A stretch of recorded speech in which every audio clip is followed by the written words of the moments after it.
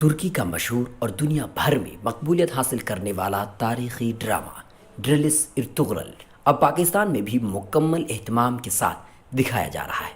خاص بات یہ ہے کہ پاکستان کا سرکاری نشریاتی channel P T V home براہ راست اردو میں ترجمہ کر کے اسے اپنے یہاں روزانہ شام 7 بجے دکھا رہا ہے اور اسے بے پناہ مقبولیت بھی مل رہی ہے۔ ترکی کا تاریخی ڈرامہ ڈرلس ارطغرل دنیا کے 160 سے زیادہ ملکوں میں اب تک دیکھا جا چکا ہے۔ 90 سے زیادہ زبانوں میں اس کا ترجمہ ہو چکا ہے۔ پاکستان میں اس سے پہلے بھی اس ڈرامے کی ڈبنگ ہوئی تھی، لیکن یہ پروجیکٹ ناقص رہا تھا اور صرف ایک سیشن کی ڈبنگ ہوئی تھی۔ بقیہ سیشن کو کچھ افراد نے اردو سب ٹائٹل میں پیش کیا تھا۔ اب پاکستان حکومت اس ڈرامے کے پروجیکٹ پر کام کر رہی ہے اور وزیر اعظم عمران خان براہ راست اس میں دلچسپی لے رہے ہیں۔ ڈرامہ ڈرلس ارطغرل ترکی زبان میں ہے، جسے دسمبر 2014 میں ترکی کے سرکاری چینل ٹی آر ٹی نے اپنے یہاں کاسٹ کرنا شروع کیا اور تقریباً 5 سالوں تک یہ جاری رہا۔ یہ ڈرامہ دنیا بھر میں مقبول ہوتا جا رہا ہے اور خاص کر مسلم نوجوان خصوصی طور پر اس کو دیکھنے میں دلچسپی لے رہے ہیں، جس کی بنیادی وجہ یہ ہے کہ یہ ڈرامہ تاریخ پر مبنی ہے اور اس میں یہ دکھایا گیا ہے کہ دنیا کی سب سے طاقتور اور سب سے لمبی مدت تک قائم رہنے والی سلطنت خلافت عثمانیہ کیسے قائم ہوئی، کیا اسباب عوامل تھے، مسلمانوں کو کتنی پریشانیاں لاحق تھیں، ان کے دشمن کون لوگ تھے، مسلمانوں نے کیسے حالات کا مقابلہ کیا اور پھر کس طرح انہوں نے یورپ کی عیسائی سلطنت اور منگولوں کی ابھرتی ہوئی طاقت کو پاش پاش کر کے دنیا کی سب سے عظیم سلطنت قائم کر لی۔ ترکوں کا ایک مشہور قبیلہ تھا جس کا نام کائی ہے۔ یہ جنگ اور بہادری کے لیے مشہور تھا۔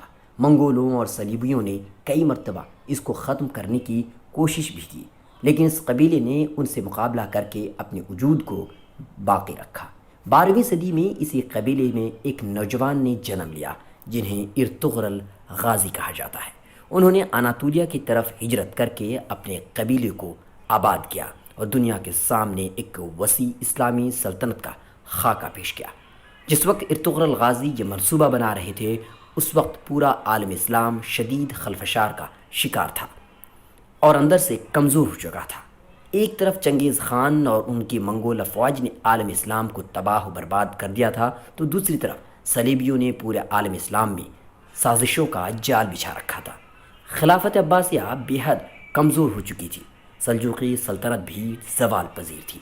ایسے حالات میں ارطغرل غازی نے عالم اسلام کو متحد کرنے اور انہیں ایک وسیع اور عظیم الشان سلطنت دینے کا منصوبہ بنایا اور زندگی بھر انہوں نے منگولوں اور عیسائیوں کے خلاف جنگ کی۔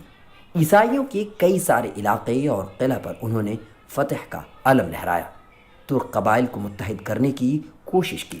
ان کی وفات کے بعد ان کے بیٹے عثمان غازی نے اس منصوبے کو آگے بڑھانے کی کوشش کی اور بالآخر 1299 میں عثمان غازی نے یورپ کی سرزمین پر ایک نئی سلطنت کی بنیاد رکھ دی، جسے تاریخ میں سلطنت عثمانیہ اور خلافت عثمانیہ کہا جاتا ہے۔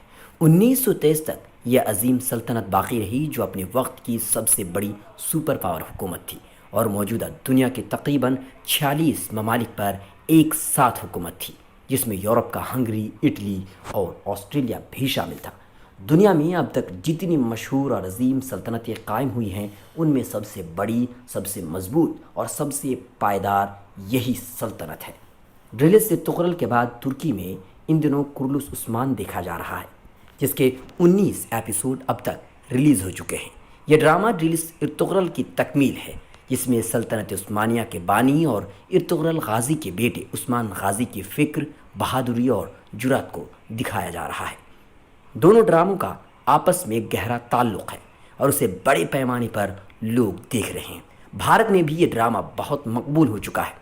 یوٹیوب اور مختلف ویب سائٹ کے سہارے لاکھوں لوگ بھارت میں ڈرلس ارطغرل دیکھ رہے ہیں۔ کورونا وائرس کی وجہ سے ملک میں لاک ڈاؤن نافذ ہونے کے بعد ڈرامہ دیکھنے والوں کی تعداد میں کئی گنا اضافہ ہو گیا ہے۔ اس میں کئی بڑے تاجر، افسران اور دانشوران نے بھی ارطغرل دیکھ رہے ہیں۔ ڈرامے کے تعلق سے آپ کا کیا تاثر ہے؟ آپ ہمیں کمنٹ کر ضرور لکھیں۔ بیورو رپورٹ، ملت ٹائمز۔